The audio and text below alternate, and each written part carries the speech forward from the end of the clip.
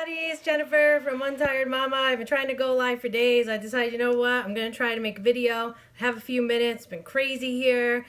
Good, exciting stuff, crazy stuff. You're a stay-at-home mom or your kids are home in the summer like mine, never a dull moment, hard to get anything done. And then, it's funny because I want to talk about mom guilt, right?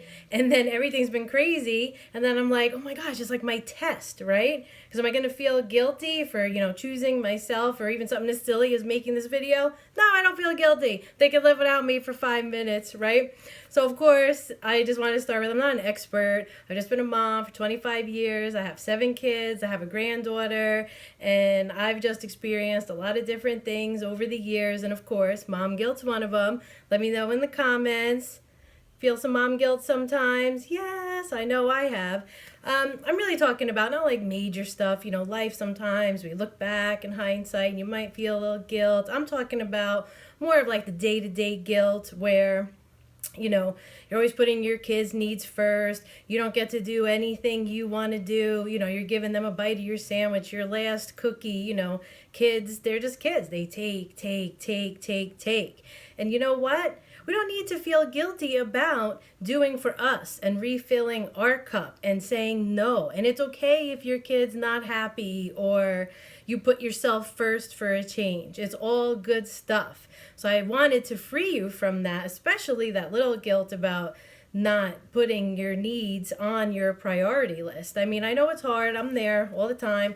Try to at least keep myself in, the top 3 to 5. Very rarely are my needs number 1, but I like to make sure every day I do something for myself, even if it's a workout, a TV show, a chapter in a book, maybe a bath, anything for myself. So that way I feel recharged and then I have enough to give, right? So I took a couple notes just to stay on task. Pretty much told you all that stuff already. We could always talk about anything other than just a small guilt. If you want, comment. You could always message me. I love talking to people, and it's nice because I like to share about things that I'm going through, because then some of you reach out to me, and it's nice that sometimes you just want that feeling of you're not alone, like you're not the only one that ever feels that way. Because as moms, we all feel that way. We just give and give and give. And sometimes, we need to not always put our kids first, okay? So I want you to know that. Already told you all that stuff.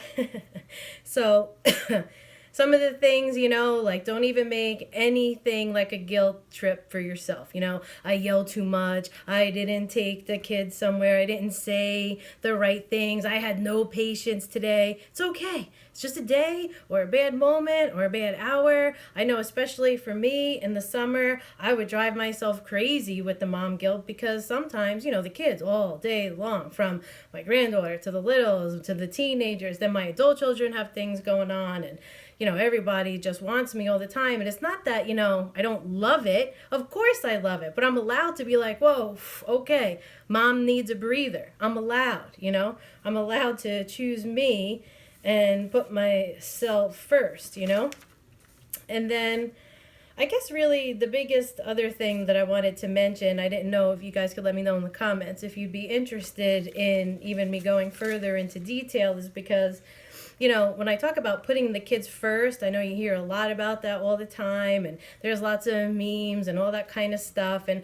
I don't mean all the time, but you need to make sure that you're putting your spouse above your children some of the time. I tell you, the littles, yes, they're very demanding, and those years, as much as they are exhausting, they fly by. Trust me. I know it doesn't feel like it, but they do, and they will. And then our job is to prepare them, and they're going to leave, and you will be left with your spouse.